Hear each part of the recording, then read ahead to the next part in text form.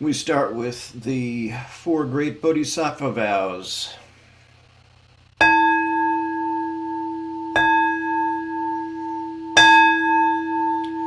Sentient beings are numberless. We vow to help them all. Delusions are countless. We vow to see through them all. Opportunities to awaken are infinite.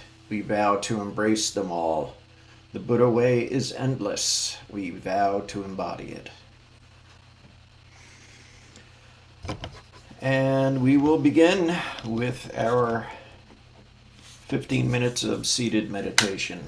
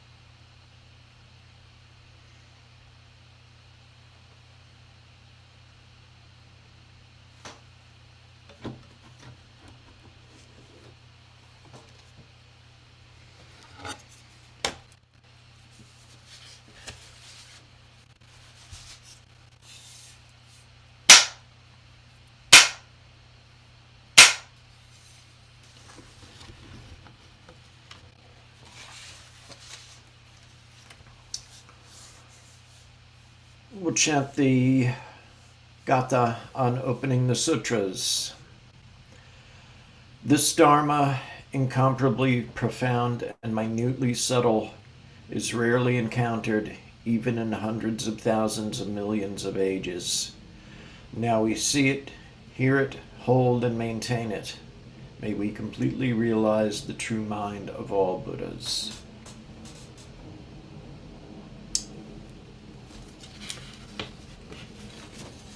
Okay, we have our, as it's turning out to be, monthly treat.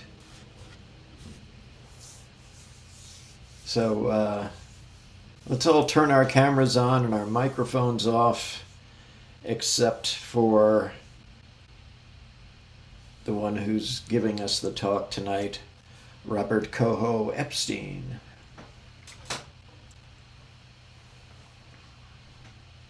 Thank you, Insan.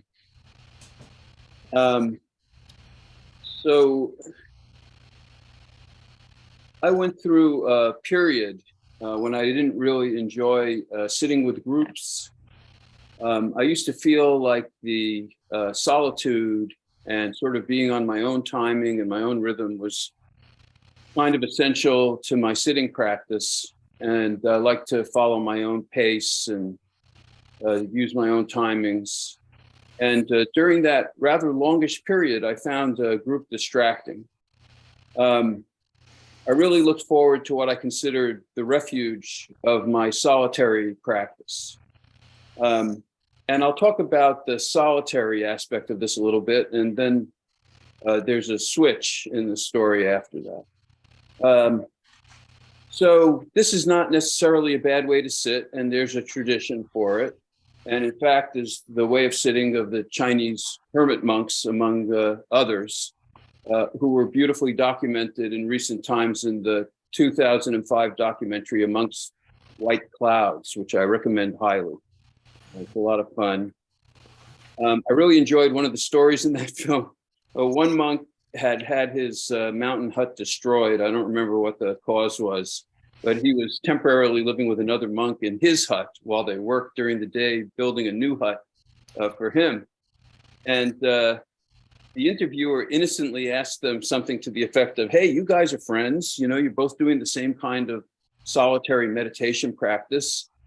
Each of you have your own room in the hut, which is rather spacious. Why don't you just continue living together, growing your vegetables and eating together the way you're doing now? And the monks were very quiet. They just looked at him for a period of time like he was completely insane. And then finally, one of them said something like, no, we would never do that. We each have to have our own hut. You know, we want to be alone. So I thought that was kind of interesting. And, you know, there's a tradition for that. There's, you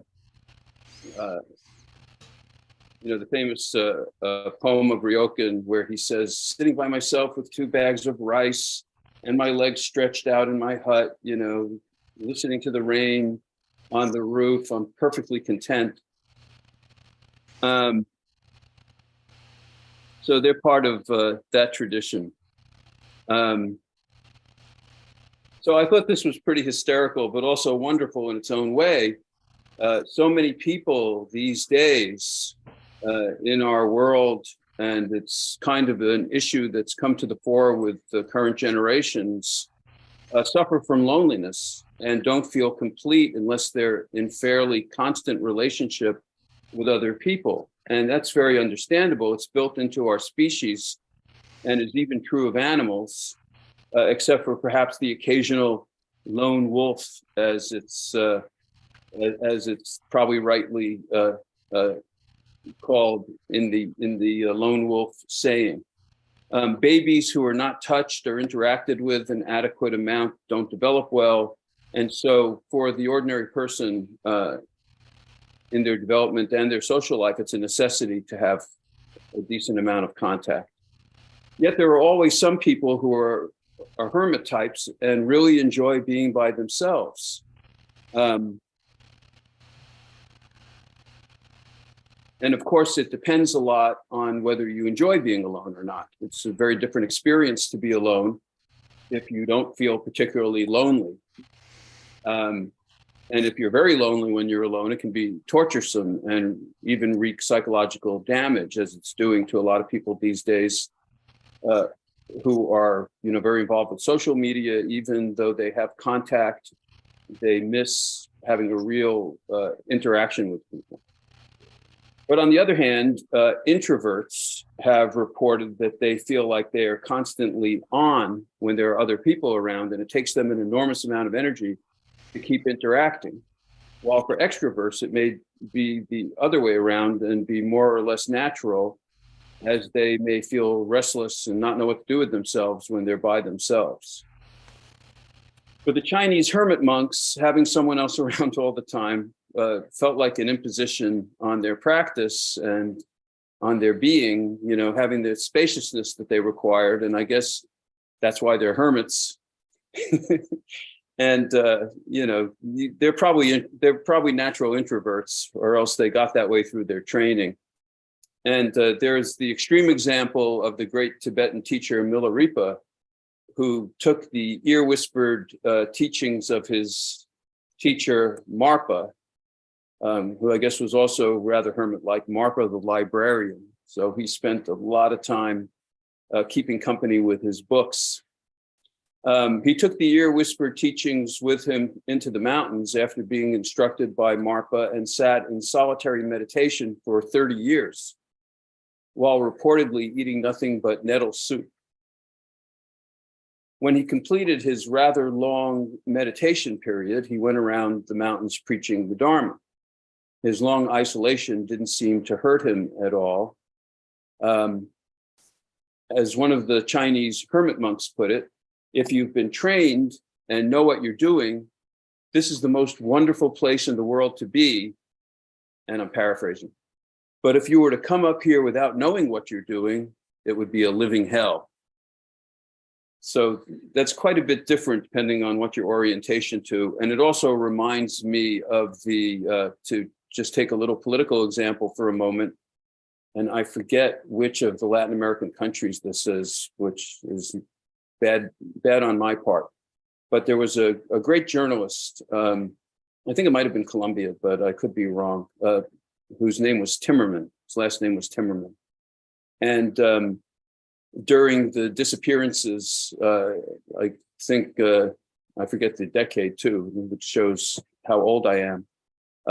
I think it might have been in the 80s when they were having the disappearances, and Timmerman was saying things against the government at the time, and they took him and threw him in a hole in the ground and locked him up with nobody else there, nothing to read, no light, as far as I know, for a year, until finally public outrage got him released. And he came out of the hole, went to the hospital, got some treatment, and then went back to publishing his newspaper like 1 or 2 weeks later. And they interviewed him and said, what you're doing is impossible. You should have been psychologically destroyed by being in a dark hole without any light for a whole year. They've done studies, and the brain can't handle that. If you should be completely insane. And he just looked at the interviewer. I loved reading this. He looked at the interviewer and he said, a man with a reason is like a fort. And I really like that quote. It also reminds me of a little known quote of Nelson Mandela as well, who said something which I swear he really said, although I've never seen it again, but Dan Rather or somebody was interviewing him on regular TV news when he was released from Robben Island after being imprisoned for 30 some odd years. And the interviewer said, again, innocently, you must be extremely enraged at people who locked you up. Aren't you very angry? How can you go back to normal life without, dealing with this enormous rage? And he said to the interviewer, you don't understand. I am not an individual. I wish somebody had written that down. I wish I had recorded it. But he said, I'm part of a group. As long as the movement, progresses, it doesn't matter what happens to me. And whoever this famous newscaster was just stood there with his mouth open. He absolutely didn't comprehend what Mandela was saying. And I think that you would find it equally incomprehensible to think of, Milarepa sitting by himself eating nettle soup for 30 years without any company. But again, he was a person with a reason. And so his reason was strong enough that he was able to do that, and so on for the Chinese hermit monks. So I guess we can say that in a sense for Zazen in general, it can be a difficult, sort of isolating in the fact that you're just sitting with yourself at that time, even if you're in a group.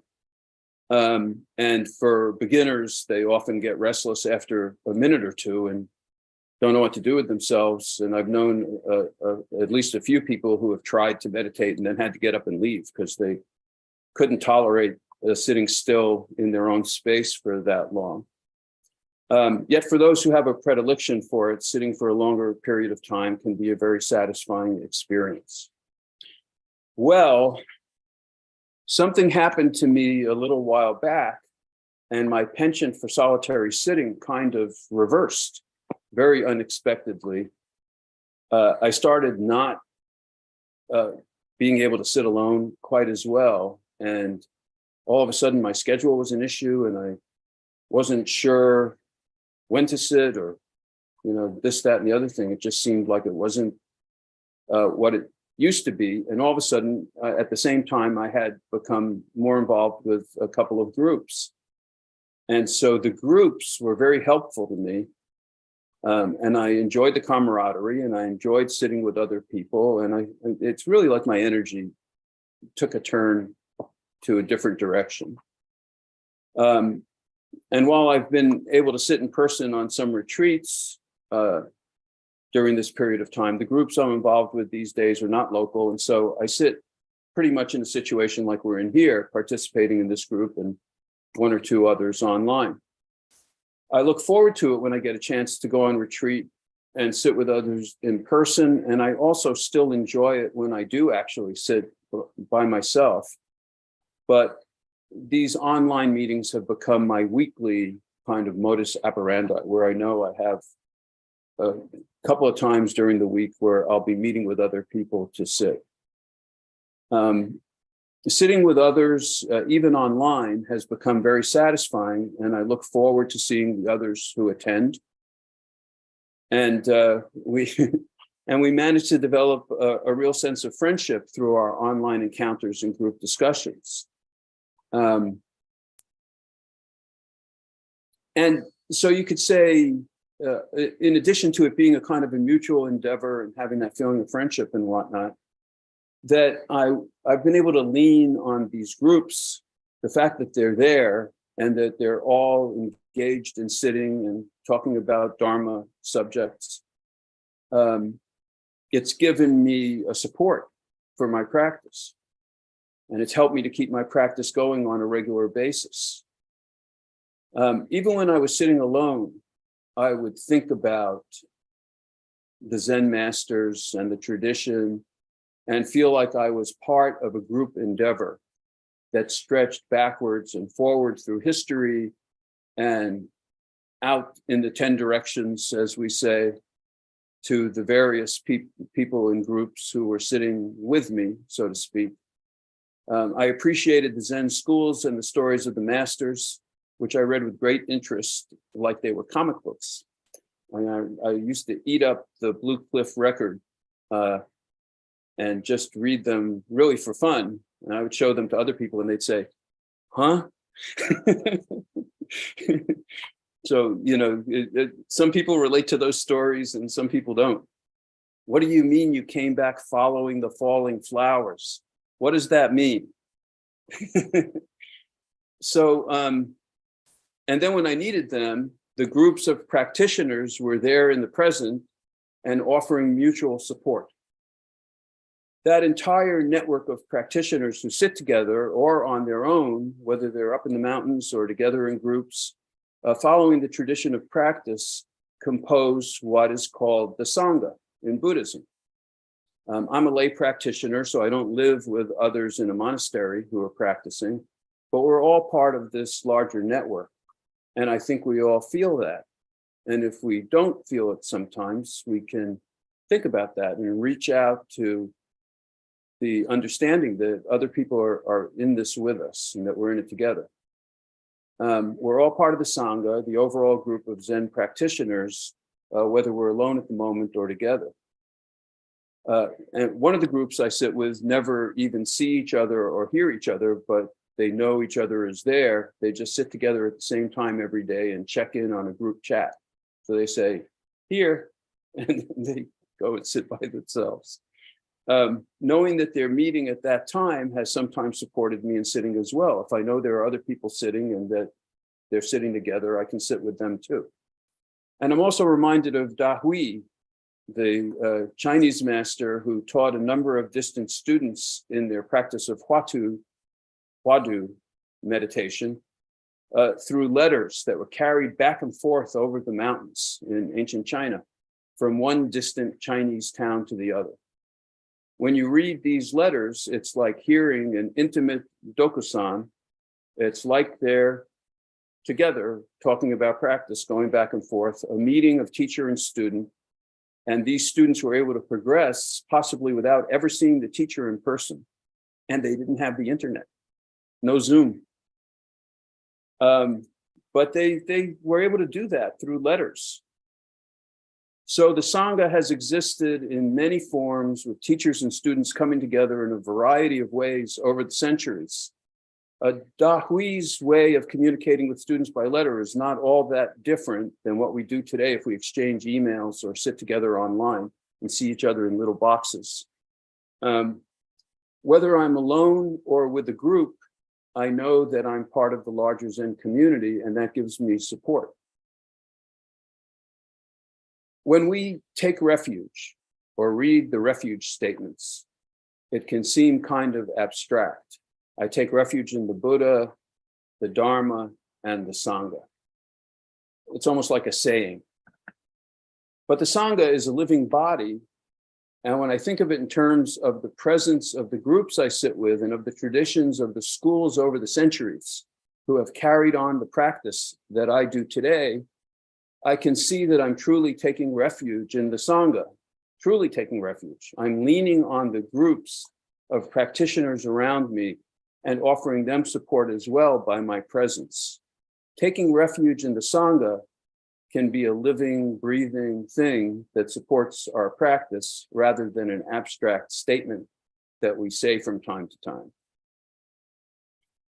In the old suttas, in Theravadan tradition, the community of monks coming together with the Buddha to meditate is described in the introductions of some of the texts. I really love those introductions where they say, you know, all the monks came together and they sat down and then they have an interesting expression, the way it's translated, putting mindfulness before them. I always like to think about what that means. But they would give these interesting descriptions of how they would prepare themselves for sitting and for the Dharma lecture, for the Dharma talk. And in the Anapanasati Sutta, it says, interestingly, that there were hundreds or thousands of monks gathered together on this occasion, and that the older monks were instructing the younger monks. And they had a couple of different levels of that. The very experienced monks were probably teaching some of the older monks, and the older monks were teaching the younger monks. So the more experienced monks would teach the younger monks how to sit and get started, give them basic meditation instruction, and then the Buddha would come along and teach everyone.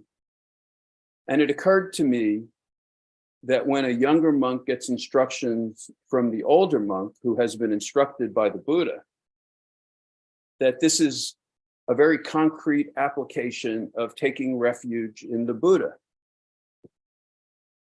We look to the experience of those who have gone along the path for guidance, and whoever gives us this good advice about how to practice is the Buddha at that time, representing the Buddha.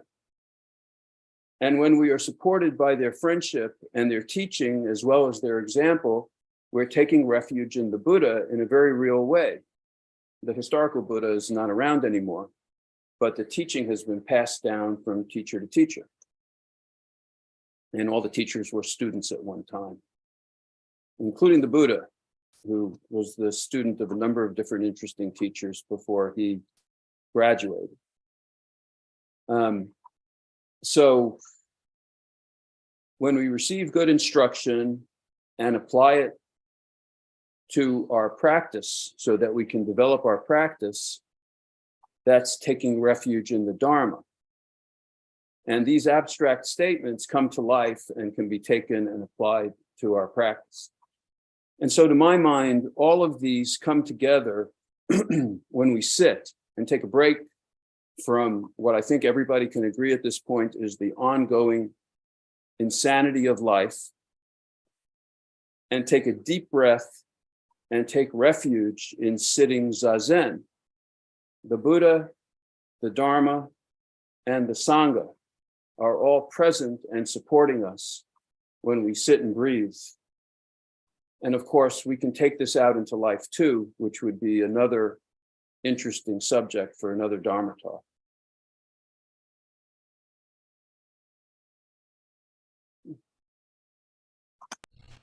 Thank you, Robert.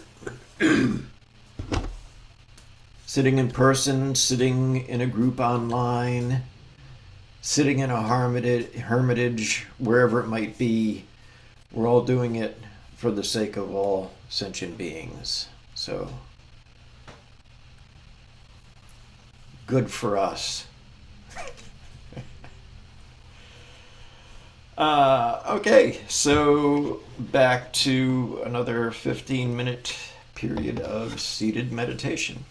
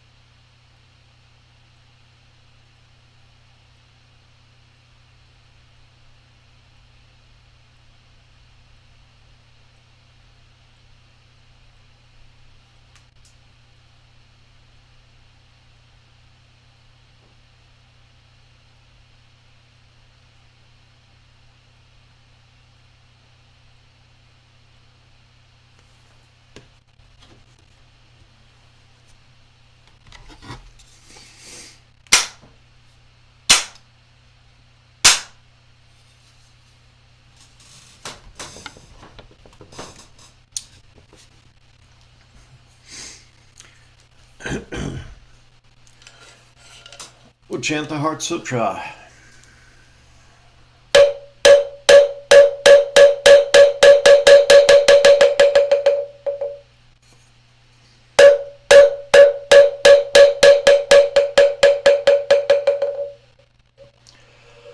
Mahaprajna Paramita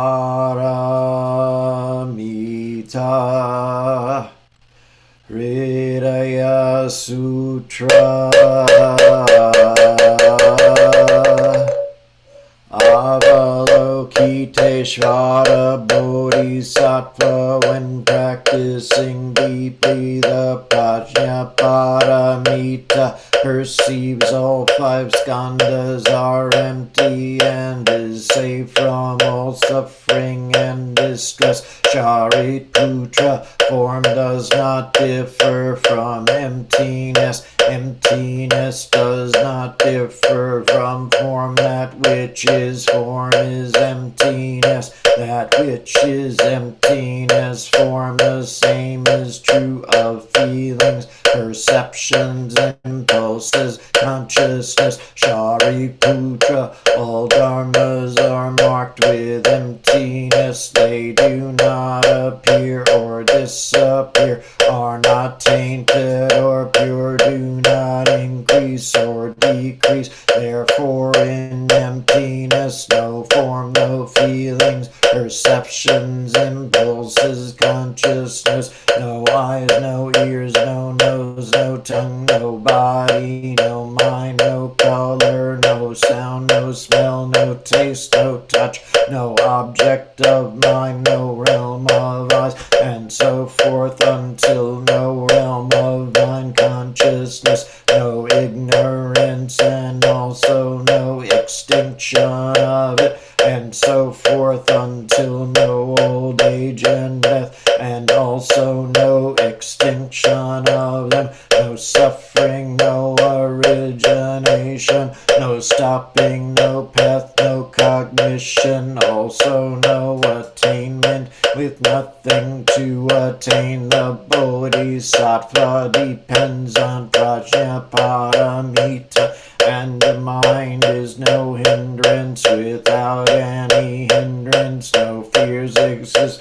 Far apart from every perverted view, one dwells in nirvana. In the three worlds, all Buddhas depend on Prajna Paramita and attain Anuttara Samyak Sambodhi. Therefore know that Prajna Paramita is the great transcendent mantra, is the great bright mantra, is the utmost mantra, is the supreme mantra, which is able to relieve all suffering and is true, not false. So proclaim the Prajna Paramita mantra. Proclaim the mantra which says Gate Gate Para Gate Parasam Gate Bodhisvaha Gate Gate Para Gate Parasam Gate Bodhisvaha Gate Gate Para Gate Parasam Gate Bodhisvaha.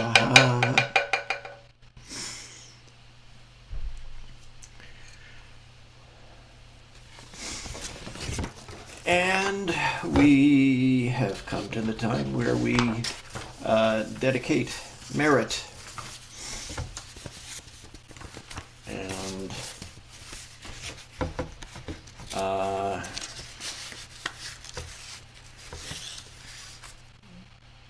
you know what, tonight, other than dedicating merit ourselves, I just want to put something out there. Today is February 15th, and in a lot of traditions, or some traditions anyway, that's marked as the parinirvana of the Buddha when he died, basically. And he Ananda was crying and he was upset. His cousin and his teacher and the big fella was dying, and the Buddha said, Ananda, haven't you been listening to anything I've said for the last 45 years? Don't be upset. And this is actually, so far as we're able to tell, this is what the Buddha actually said. Ananda, it may be that you think the teacher's instruction has ceased. Now we have no teacher. It should not be seen like this, for what I have taught and explained to you as Dharma and the rule will at my passing be your teacher. Behold, O monks, this is my last advice to you. All component things in the world are changeable. They are not lasting. Work hard to gain your own salvation. Which means I can't enlighten you. Robert can't awaken you.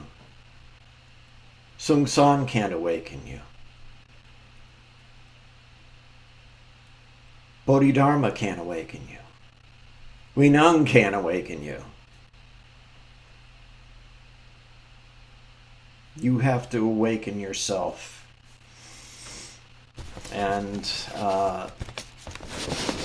that's something that Robert's talk actually made me think of, was that, whether we're in a group or alone or in our hermitage, whatever it is, whether we're with other people or not, it's our job to see our own true nature, to see our original face, and to awaken.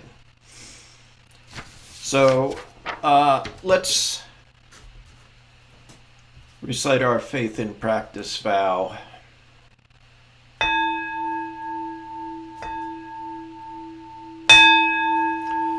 I will never retreat and will be firm in my mind in this correct Dharma. I will escape from the samsaric cycle of birth and death, and definitely will see my original faith. I will be sure to inherit the life of insight of the Buddha and save all sentient beings.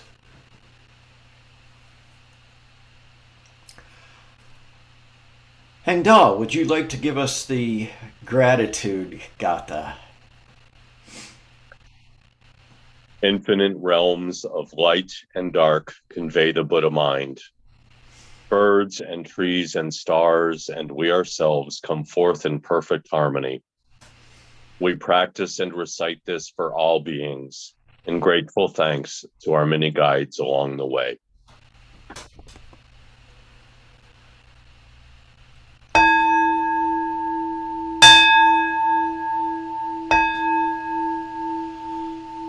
Life and death are of supreme importance. Time passes swiftly by and opportunities to awaken are easily lost. Strive to realize your true nature and do not squander your time by night or day. And I will extinguish the candles.